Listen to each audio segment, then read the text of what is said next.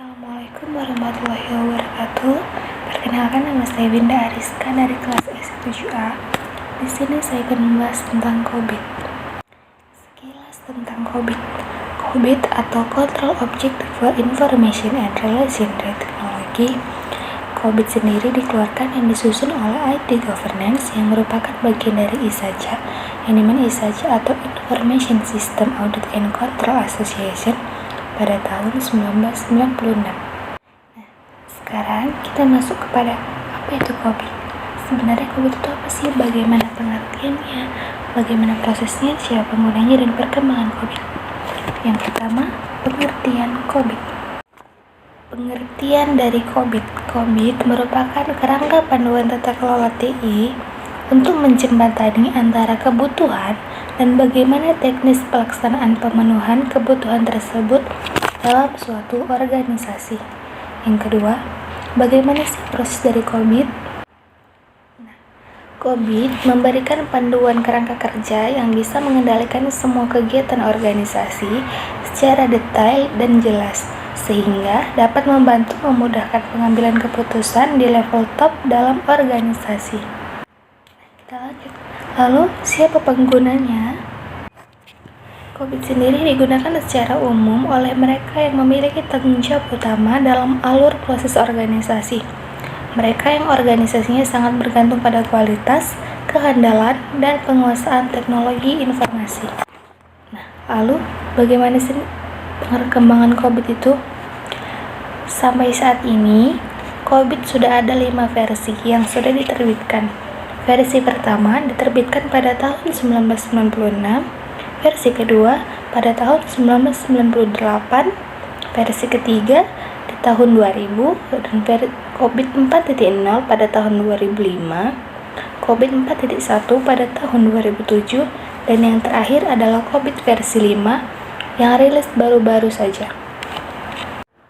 Nah, sekarang kita lanjut dalam 4 cakupan domain COBIT. Yang pertama ada Plan and Organize. Apa sih Plan and Organize itu? Plan and Organize, bagaimana TI dapat memberikan kontribusi terbaik dalam pencapaian tujuan bisnis organisasi sehingga terbentuk organisasi yang baik dengan infrastruktur teknologi yang baik pula. Yang kedua adalah Acquire and Implement. Untuk mewujudkan strategi TI, solusi TI perlu diidentifikasi, dibangun atau diperoleh, dan kemudian diimplementasikan dan diintegrasikan dalam proses bisnis. Yang ketiga ada Deliver and Support. Domain ini berhubungan dengan penyampaian layanan yang diinginkan yang terdiri dari operasi pada security pada aspek kesinambungan bisnis sampai dengan pengadaan training. Yang keempat ada Monitor and Evaluate. Semua proses TI perlu dinilai secara teratur dan berkala. Bagaimana kualitas dan kesesuaian dengan kebutuhan kontrol.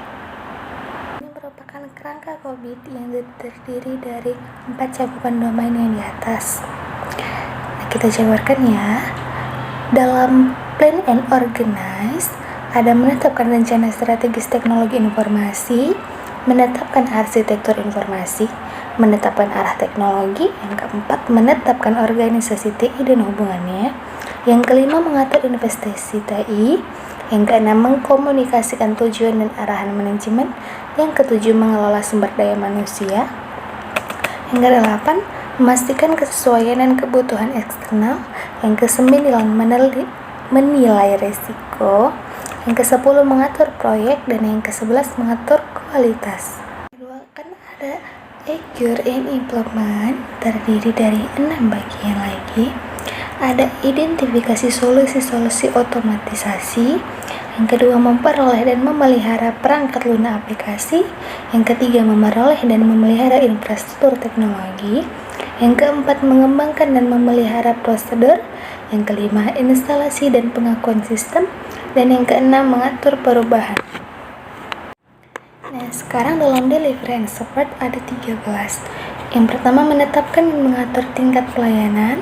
mengelola layanan pihak ketiga, mengelola kapasitas dan kinerja, menjamin layanan berkelanjutan, menjamin keamanan sistem, mengidentifikasi dan mengalokasikan biaya, mendidik dan melatih user, membantu dan memberikan masukan kepada pelanggan, mengelola konfigurasi, mengelola kegiatan dan permasalahan, mengelola data, mengelola fasilitas, dan mengelola operasi. Nah, dan yang terakhir ada monitor and evaluate, terdiri dari 4. Yang pertama ada mengawasi proses, lalu menilai kecukupan pengendalian internal, lalu memperoleh jaminan independen, dan yang terakhir menyediakan audit independen. Nah, sekarang ada tingkat kemampuan pengelola TI pada skala maturity terbagi menjadi 6 level. Level 0 atau non-existent, perusahaan tidak mengetahui sama sekali proses teknologi informasi di perusahaannya. Pada level 1 atau intimate level, proses perkembangan tidak dapat diprediksi dan tidak stabil, karena proses secara teratur berubah atau dimodifikasi selama pengerjaan, berjalan beberapa form dari satu proyek ke proyek lain. Kinerja tergantung pada kemampuan individual atau term dan variasi dengan keahlian yang dimiliki. Level kedua atau repeatable level, pada level ini kebijakan untuk mengatur pengembangan suatu proyek dan prosedur dalam mengimplementasikan kebijakan tersebut diterapkan. Pada level 3 atau define level, pada level ini, proses standar dalam pengembangan suatu produk baru didokumentasikan. Proses ini didasari pada proses pengembangan produk yang telah diintegrasikan. Level 4 atau manage level, level ini, organisasi membuat suatu matrik untuk suatu produk, proses, dan pengukuran hasil. Dan yang terakhir level 5 atau optimize level. Level ini seluruh organisasi difokuskan pada proses peningkatan secara terus-menerus. Sekian penjelasan dari saya. Jika ada salah dalam penuturan dan juga ucapan, saya mohon maaf. Saya akhiri dengan Assalamualaikum warahmatullahi wabarakatuh. Terima kasih.